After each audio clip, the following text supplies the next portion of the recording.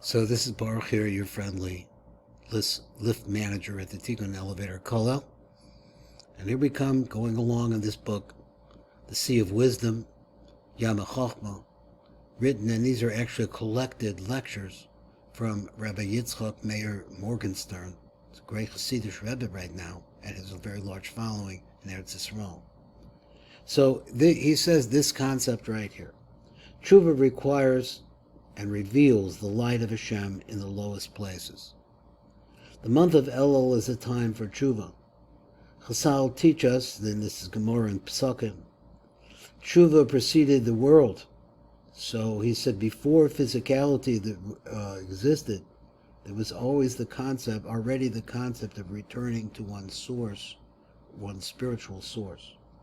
It is taught in many works of Kabbalah in the teachings of the Chabad Hasidus that the greatness of a tshuva is far greater than the Torah and mitzvahs themselves.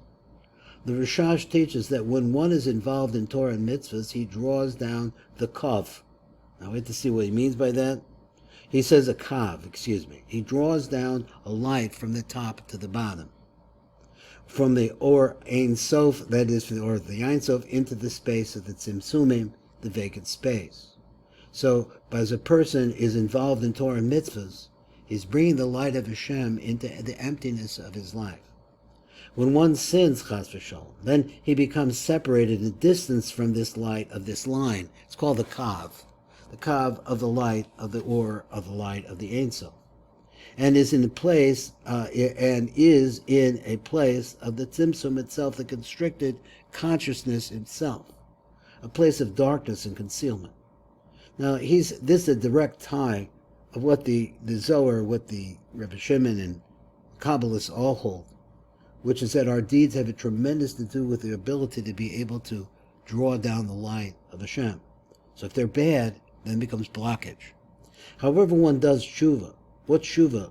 By regretting all his sins, and this is starting from the bottom, instead of the shefa coming from the Ein Sof down to us and starting that way. This is starting at the bottom and seeking the light. And by regretting all his sins and wanting to return and come close to Hashem, he reveals how Hashem is literally found in the place of his own darkness. Additionally, by connecting to Hashem from that place of darkness, he draws down a greater and additional light of Hashem, even into those places of great darkness and tzimtzum. This has to come from the bottom.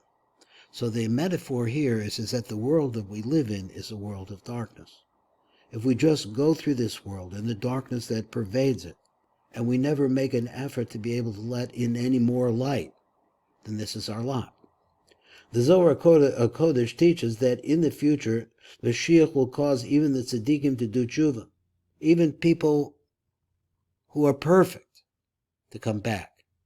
As the Pasuk says, Adam ein tzadik ba'aretz, asher ya'aseh tov v'lo yechte. For there is no righteous man on earth who does good and sins not. In other words, everybody makes mistakes. Because the world, we're attached to this world. We're made out of the dust and the dirt and the water of this world. That's who we are. So therefore, the mistakes that are endemic in the world are endemic in us. So there is an argument between the Rishonim. This is to be understood literally, that there was never a tzaddik that committed no sin. There was never a tzaddik. Even the greatest people commit sins. Or if the pasuk is referring to simple pious individuals who only sometimes commit sins, whereas the true great tzaddikim have never committed any sins. Which is it? Which one are we talking about? These opinions can be reconciled by explaining the great tzaddikim never commit any sin. However, so this is Baruch Fleischman. Here we are reading these really developed Breslov ideas, brought down much closer to us to be able to find out we can do tshuva during the month of Elul. This is the book by Rabbi Meir, Yitzchak Meir. He's also called Itchy. Yitzchak Meir Morgenstern. Become a great Hasidic rabbi now. The big yeshiva in Eretz Yisrael. He's apparently English speaking. He learned probably in Gateshead with Rabbi Memron. Rabbi Memron quotes him. So we see that he's apparently has been there, and he's an English speaker. The Teshuva reveals the light of Hashem in the lowest places. So let's imagine in ourselves that we are sunk into the greatest depression, that our behavior is with people that we shouldn't be with. Let's think of this. The month of Elul is a time of Teshuva.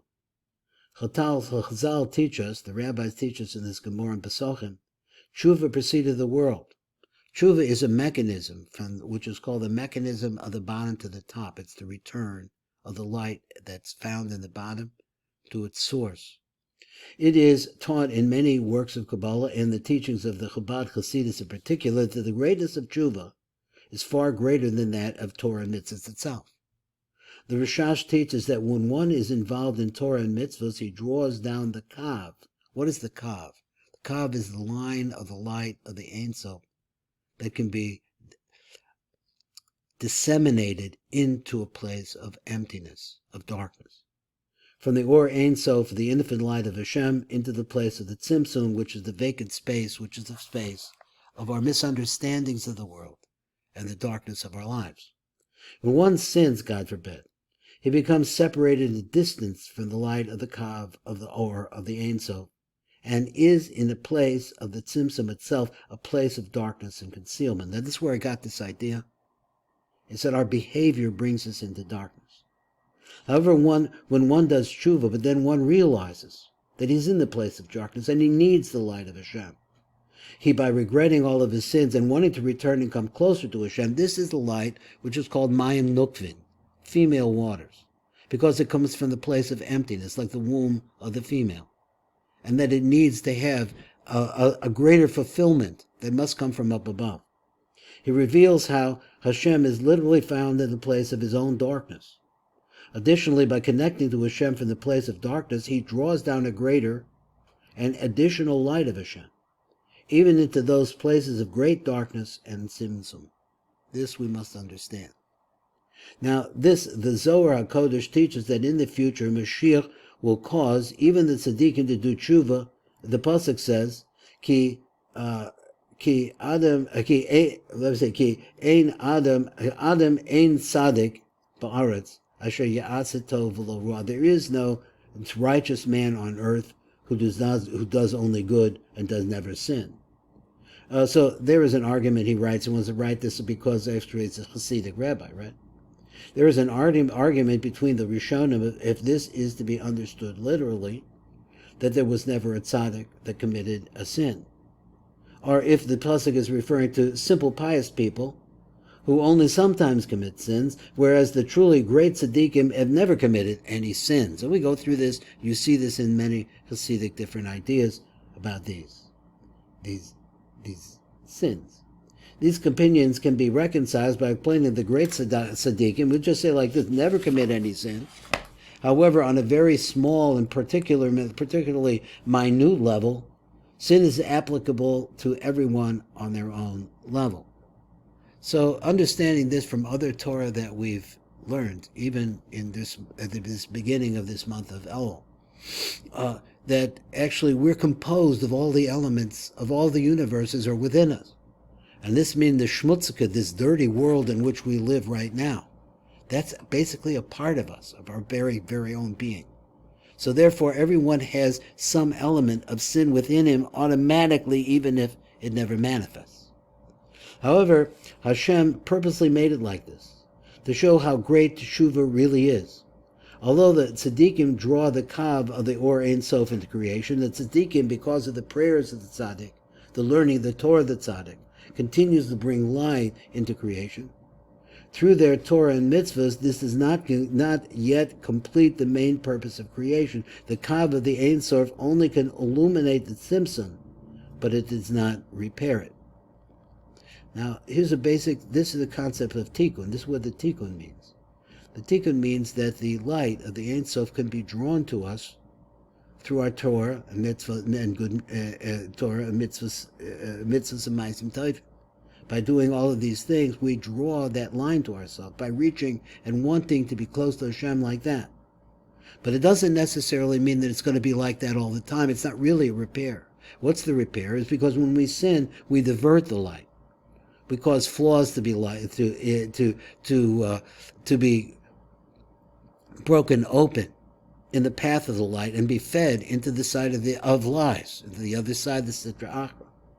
However, through tshuva, but when a person does tshuva, this is starting the light. Instead of coming down to us, it starts a new path by going from the bottom, called Mayim Nuchvin, towards the Ein Sof Baruch Hu for answers, for help and fulfillment. The Tzimtzum disappears.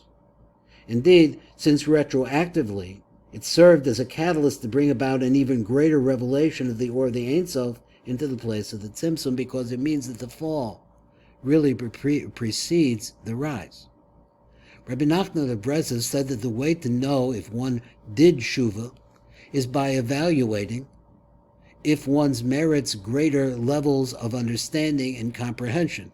So I said if one merits. In other words, how can we tell if we're actually doing tshuva? Because then when we learn Torah and things were difficult for us to be able to see and be able to understand, is that the light of Hashem will illuminate it all, because it's inside of all of that.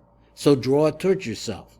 He said levels of understanding, comprehension of the Torah, after he has done tshuva, if he sees this, then he did before doing tshuva. And that's an idea for me.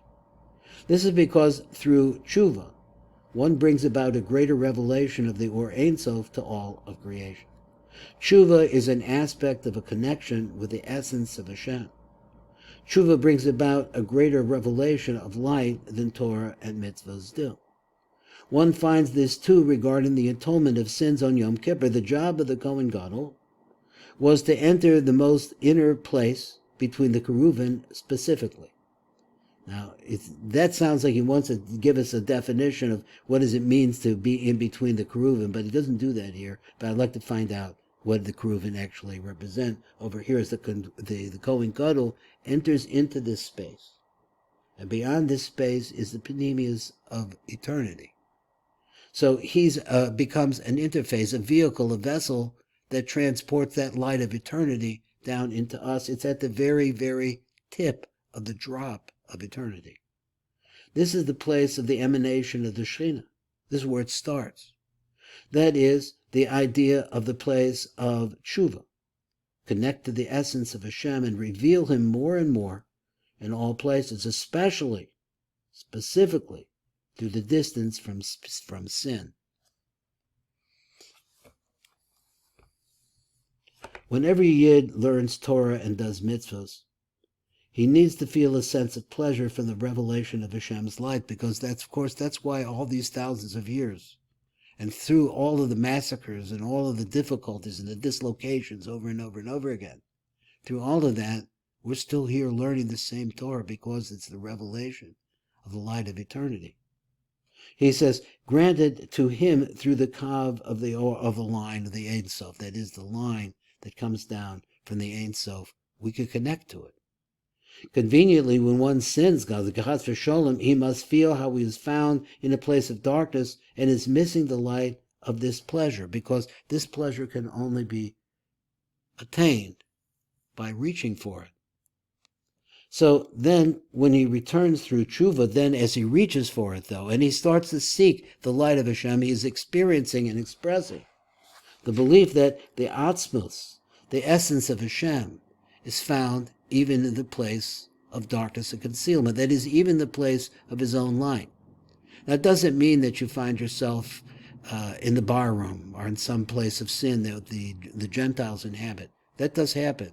There's no question about that. But it also means in your own personal depression, and the old problem that you have with the simple things in life, shalom bayis, raising children, making the panasa, all those kinds of things have areas of tremendous darkness where you don't know what you're doing. And here the Rabbeinu HaKodesh that Rabbi Nachman has expressed by this Rabbi Itchy Morgenstern is that we have the ability to find the light within ourselves and ask for it to become a greater amount of light to come down to us. A longing and yearning for God and a belief that one's fix can only come through this. Thus he will merit what Chazal say, that what the Rabbi said, sins will be turned into merits, because through the tshuva, he draws light into the place of darkness. This is the main avoda of tshuva.